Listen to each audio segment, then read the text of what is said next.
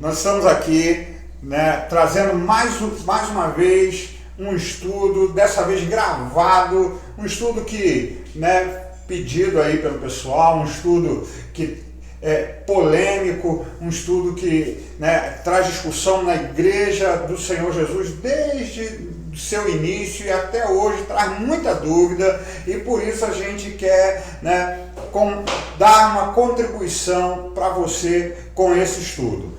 Deixa eu te falar, mas antes da gente começar, eu queria que você, né, curtisse a nossa página no Facebook, acompanhasse a gente lá no Instagram, Igreja Congregacional do Bairro Ito, né, se inscreve no nosso canal no YouTube, clica lá no sininho das notificações para você ficar sabendo do que a gente tem feito. E outra coisa mais, deixa eu te falar, a gente tem feito live às quartas-feiras, 19h30, aos domingos, às 9h30 da manhã, com a nossa escola bíblica dominical, sempre trazendo uma palavra para você crescer, para um estudo bíblico, para você, né, poder aprender mais da palavra de Deus, né, e ainda trazer um pouco mais de conhecimento para você.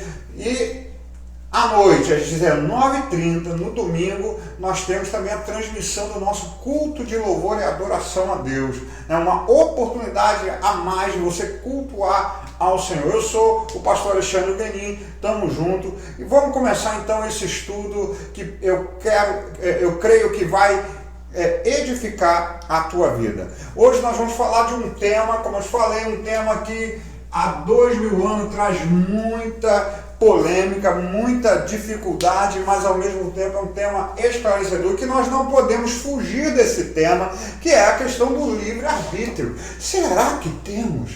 Será que existe? Isso é uma questão. Será que existe livre-arbítrio? Ou será que não existe livre-arbítrio? Como é? Como é esse tema? Será que, se não existe livre-arbítrio, somos robôs, não temos nenhuma escolha? Se existe livre-arbítrio, como se dá a questão da salvação? Porque a gente deve pensar o que significa livre-arbítrio. Arbítrio vem da palavra, né? Primeiro a gente tem que pensar a questão de arbítrio, árbitro, né? A questão de julgar, né? Capacidade de escolher, de julgar, de ver o que é certo e o que é errado. Será que nós temos essa capacidade, né, isenta? Porque quando a gente fala aqui de livre, é isento de qualquer interferência. Será que nós temos a capacidade, né, como diz aqui o dicionário de filosofia, ele diz assim, ó, a possibilidade de decidir e escolher em função da própria vontade, isenta de qualquer condicionamento, motivo ou causa determinante. Será que as nossas escolhas, elas são realmente livres, né? Livre de qualquer influência, de qualquer, né, de qualquer pressão? Será que as nossas escolhas, elas são de fato isentas? Vamos pensar um pouco. Será que é? Por exemplo, as suas escolhas cotidianas, pense nelas. Pense nas suas escolhas cotidianas. Será que elas são de fato isentas? Ou elas são influenciadas pela sua história? Elas são influenciadas pela comunidade que você foi criada?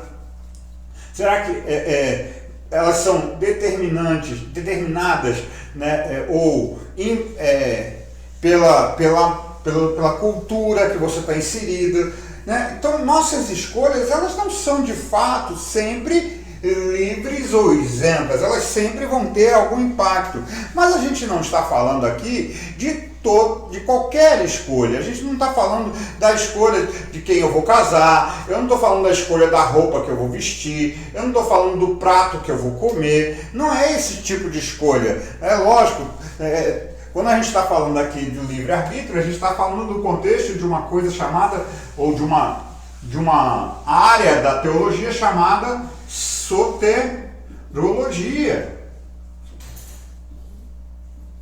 A gente está falando especificamente desta área. Logia, né? Esse sufixo, ele quer dizer estudo, conhecimento,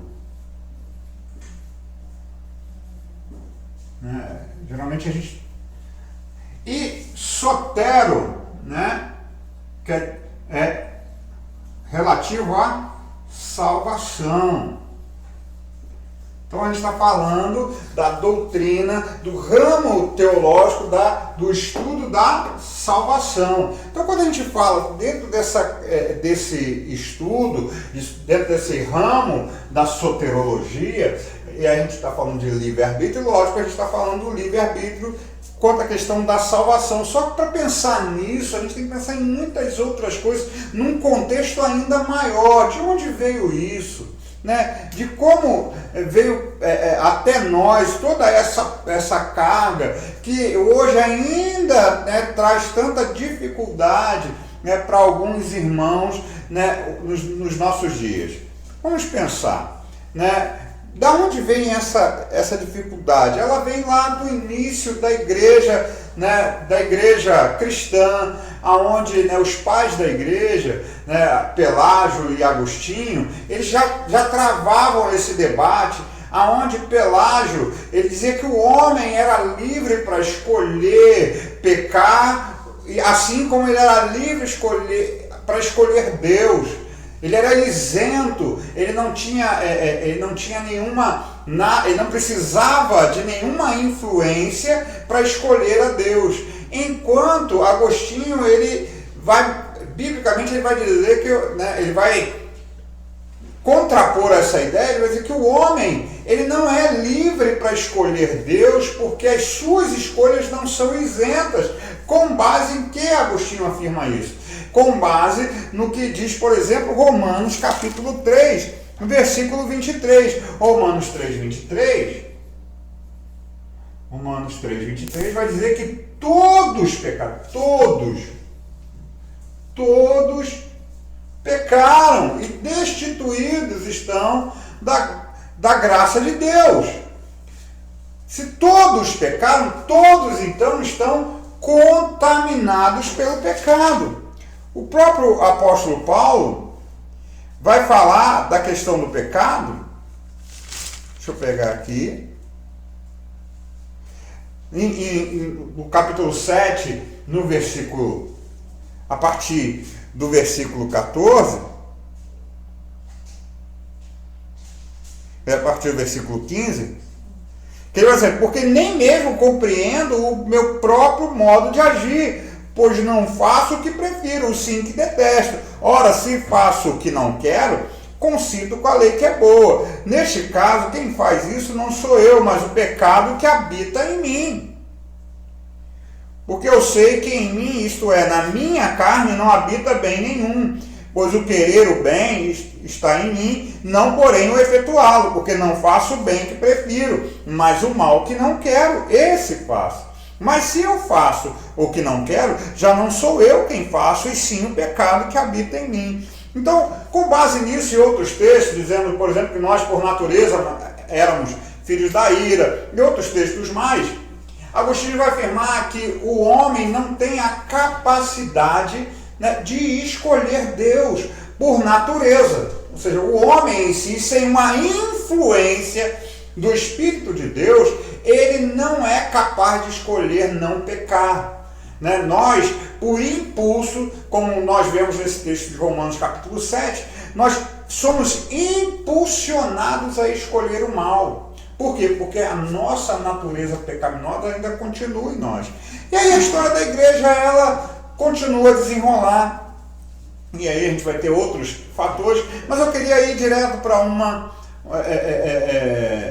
um fato que aconteceu, um evento que ficou conhecido como Sínodo de Dort, que aconteceu na Holanda, onde várias igrejas reformadas se reuniram por conta de discípulos de um camarada chamado Jacobus Arminius, né? Ou geralmente nós já transliteramos o nome dele como Armínio, né? Então, os discípulos, não o próprio Armínio, né? Armínio já havia morrido, né? Os discípulos de Armínio rejeitaram as ideias da igreja por conta dos ensinos, né? Armínio, ele ressuscita esse ensino de Pelágio, e aí os discípulos de Armínio, eles rejeitam os ensinos da igreja até então. Eles rejeitam. Então eles vão e pedem esse concílio, que se reúne durante um ano, né, durante todo um ano, ali 150 e poucas reuniões. E aí durante essas reuniões, né, é exposto, né, as ideias desses discípulos de Armínio, contrapondo a teologia, da soterologia da igreja até então. E aí eles vão falar, olha só, o homem tem livre-arbítrio, volta nesse ponto de novo, o homem é livre para escolher pecar, não escolher pecar, né? Só que aí, para formar essa cadeia, eu não posso só soltar um pensamento assim e sem ligá-lo a toda a sua consequência. Porque se o homem é livre a pecar, a Bíblia, em contrapartida, diz que Deus tem os seus eleitos. A Bíblia diz que Deus nos predestinou, que o Senhor Jesus nos escolheu. Vai dizer que a igreja é composta dos eleitos de Deus. Como é que faz isso?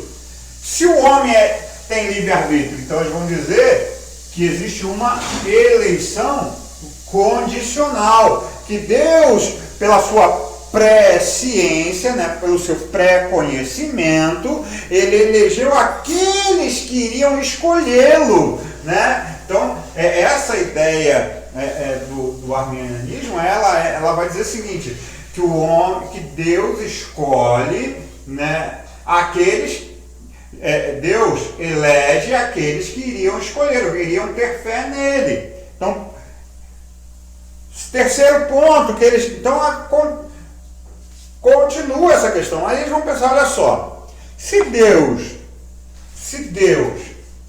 né, escolhe aqueles que iriam crer nele, a questão da expiação, ou seja, a morte de Jesus, ela é ilimitada, é para todos os homens, ela é para toda a humanidade de maneira incondicional, de maneira ilimitada. Tudo, Jesus morreu por todo mundo. E ao mesmo tempo, Jesus não morreu, preste atenção no pensamento, em particular por ninguém.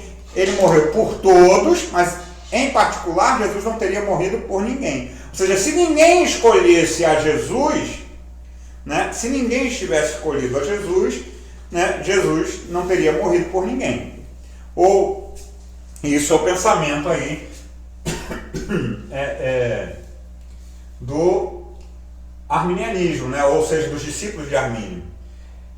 E aí outra questão que entra é a questão, se o homem escolhe ser salvo, ele pode escolher não responder positivamente ao chamado do Espírito Santo, mesmo aquele que seria eleito. Então é possível, segundo esse pensamento, resistir à graça de Deus. Resistir à graça de Deus. E por fim, esse pensamento ele vai trazer uma outra questão, que é a questão de decair da graça. O que é isso? Porque se o homem ele escolhe, né, ser salvo, ele pode escolher deixar de ser salvo, segundo esse pensamento. Ele pode deixar de ser salvo, ou seja, perder a sua salvação. Esse é o pensamento trazido pelos discípulos de Armínio. Em contrapartida, a igreja, né, a igreja daquele momento, entenda bem, aqui a igreja reformada, a igreja, né, composta por presbiterianos, luteranos e outras igrejas históricas. Hoje nós somos a minoria. Infelizmente a igreja histórica, ela perdeu aquele fervor missionário, né? Então ela se tornou a minoria. E igrejas hoje pentecostais, e a gente tem um grande amor pelos nossos irmãos, que mantém esse fervor missionário, evangelístico, e mesmo que eles pensem diferente de nós, quanto à questão, né, soterológica, nós os amamos e entendemos, né, os abraçamos e respeitamos, né?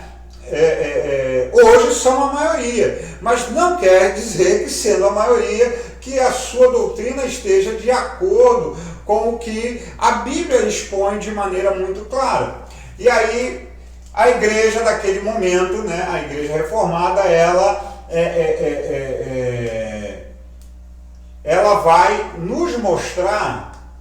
Primeiro, a gente pega com base nesse texto aqui de Romanos, capítulo 3, versículo 23 e outros mais, que todos os homens pecaram, todos estão debaixo do pecado. A Bíblia vai dizer que por um homem entrou o pecado, todos nós fomos contaminados pelo pecado. Ou seja, se todos somos contaminados pelo pecado, já as nossas decisões já não são livres, como diz o apóstolo Paulo. As nossas decisões, elas já estão contaminadas pelo pecado que habita em nós. Se as nossas decisões estão contaminadas pelo pecado que habita em nós, nós não temos a liberdade ou a isenção de escolher Deus. A Bíblia diz que nós estávamos mortos em delitos e pecados. Se estávamos mortos, como escolheremos a vida? Não existe essa possibilidade. Então, aí, lógico, não foi Calvino, tá? Mas foi associado a ele, aos seus ensinos. Então, a primeira coisa é a depravação total em resposta à questão do homem poder ou não escolher. Ou seja, todos nós estávamos já contaminados. E aqui, né, é mais na questão, né, todo o nosso ser já está contaminado pelo pecado. A nossa vontade está contaminada pelo pecado, né? E aí, entenda isso. Se nós estamos com a nossa vontade contaminada, como poderemos escolher Deus? Então necessitamos que Deus nos escolha. O próprio Senhor Jesus, ele vai dizer no livro de João que não fomos nós que o escolhemos, mas Ele escolheu a nós. Foi Ele que nos escolheu, Ele é que nos separou. A Bíblia vai dizer tanto que Ele nos predestinou antes da fundação do mundo. Nós temos uma abundância de textos que nós vamos mostrar isso. Apesar de termos uma abundância de textos que podem dar margem a pensarmos que precisamos de uma ação humana para a salvação. Quando no mais nós temos uma resposta, alguém vai dizer, não, mas nós precisamos crer para sermos salvos. E aí existe esse pensamento que a eleição, como a gente falou aqui antes, é condicional. Deus elege aqueles que creem. Não. Aqueles que creem só creem porque foram eleitos. É diferente. Porque foram chamados. A Bíblia diz que muitos são chamados, mas poucos são os escolhidos. Né? Muitas pessoas. E aí entra nessa questão da expiação. Sim, o poder, né, expiatório de Jesus, ele seria capaz de salvar todo o mundo, né? Seria capaz de alcançar todas as pessoas, seria capaz, sim. Deus tem esse poder, o Senhor Jesus tem esse poder, mas é somente para aqueles que creem, é somente para aqueles que respondem positivamente ao chamado de Deus. Então, por isso, muitos são chamados e poucos são escolhidos, né? Então, a graça, ela é efetiva àquele que crê, aquele que responde a essa graça, ou aos escolhidos, aos eleitos. Ela é efetiva sobre os eleitos. Então, a expiação do sangue de Jesus, ela é limitada.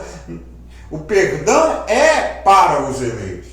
Ah, mas isso é injusto, né? Ah, por que Deus... Seria injusto se nós tivéssemos algum direito. Se nós tivéssemos algum direito. Quem pecou fomos nós. Deus não tem a obrigação de salvar ninguém, mano. Pela sua infinita graça, Deus nos, né, demonstra o seu amor para conosco, tendo dado Jesus para morrer por nós quando nós ainda éramos pecadores, né? Nós não tínhamos direito algum. Nós não tínhamos direito algum. É graça de Deus, né? Ah, mas como é que é soberania de Deus? Deixa eu te explicar uma coisa. Existem questões que não tem como explicar. Como é que você explica a Trindade? Você crê na Trindade, você não explica. Porque a Bíblia diz que existe só um Deus. Mas nós cremos que Jesus é Deus, nós cremos que o Espírito Santo é Deus, nós cremos que o Pai é Deus. Que existem 3 pessoas na Trindade, mas que formam um só Deus. E não Deus, não é um Deus que se manifesta em cada momento de um jeito. É as 3 pessoas simultâneas. Não são 3 deuses, é um único Deus. Como é que é isso? Mistério de Deus. Somente Ele vai entender. É a mesma coisa da questão da soberania dele, meu irmão. É soberania do Senhor. Por que Ele fez isso? Ele, de fato, Ele tem livre arbítrio. Ele tem livre escolha, porque Ele, na verdade, Ele tem um arbítrio soberano. Ele é soberano sobre todos nós. Ele é o Deus, né? Ele escolhe, mas lembrando sempre que é graça. E essa graça, aos escolhidos, no devido tempo, ela é irresistível. Mas como é que se dá isso? Então a gente não precisa pregar mais o Evangelho. Não, né? E aí é o outro. A gente tem que fugir dos extremos, irmão. A gente tem que fugir dos extremos. Extremos não são coisas, não é bom. Esse estudo, ele tende a nos trazer ao equilíbrio. Trazer a nós nos voltarmos ao equilíbrio. A Bíblia diz que nós devemos chamar a todos. O Evangelho deve ser pregado a todos. Nós devemos anunciar até a última pessoa da terra. Agora, quem é que vai ouvir? Os escolhidos. Porque a graça, em algum momento, o Espírito Santo, ele vai sacudir aquela pessoa, ele vai chamar aquela pessoa e ela vai dar ouvido. Ela vai ouvir o Espírito Santo através da palavra que pregamos. Em algum momento a venda será tirada dos olhos dessa pessoa. Aí nesse momento a graça se torna para esse irresistível. E outra questão é quanto à segurança da salvação. Assim como o homem não pode escolher ser salvo, ele não pode escolher deixar de ser salvo, porque não está em nós assegurarmos a nossa salvação. Nós já tivemos um estudo somente sobre essa questão. Você pode ir lá pesquisar no nosso canal só sobre a questão da segurança da salvação, sobre a questão de perder ou não salvação. É impossível perder a salvação porque ela não nos pertence, não fomos nós que conquistamos.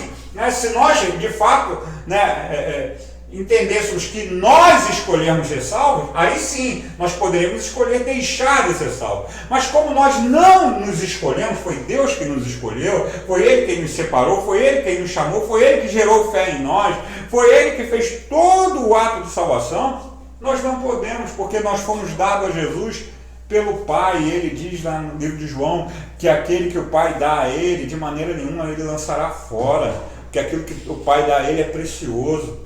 Então ninguém pode retirar da sua mão. Judas 24 vai dizer que ele nos tem guardado, nos prepara até vamos lá, 24. Agora faltou aqui a memorização. Judas 24. Judas está lá pertinho de Apocalipse.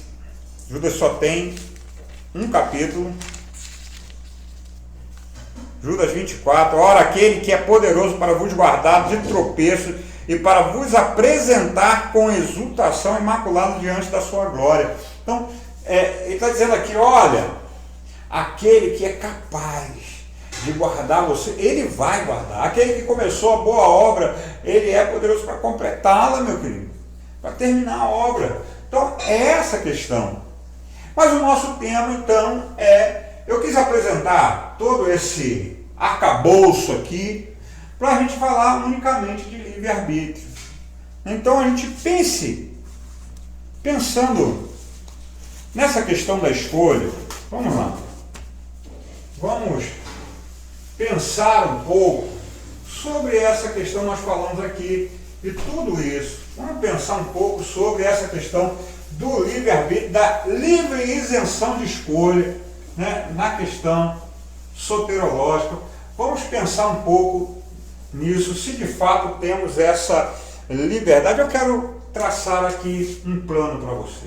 Pense aqui. Vou usar a matemática que eu amo tanto para te mostrar aqui né, a questão do livre-arbítrio. Pense aqui naquilo que você, nas suas escolhas, nesse eixo aqui, escolhas.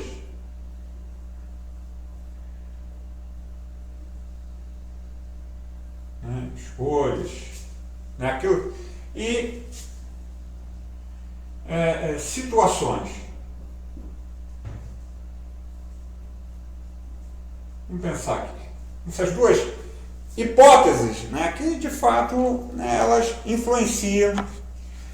Então, se nós formos livres de qualquer influência, a nossa, só para a gente entender, as nossas escolhas elas iriam estar aqui em paralelo com esse eixo, ou seja, nada implicaria, nada influenciaria as nossas escolhas, né? Nada influenciaria as nossas escolhas. Será que é assim mesmo? Nada influencia, ninguém, a opinião das pessoas, o tempo, será que é assim?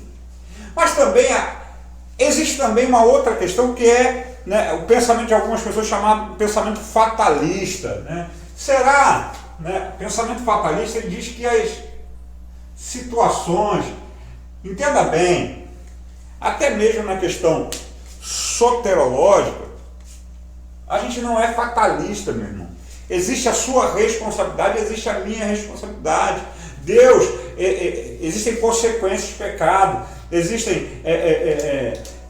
questões, por exemplo, você precisa crer. Quando você evangeliza alguém, você diz, não, fica tranquilo, você não precisa crer. Se o Espírito Santo te levar a crer, é assim que a gente evangeliza. Ou você fala, não, você precisa se arrepender, você precisa mudar a sua vida. Não é assim.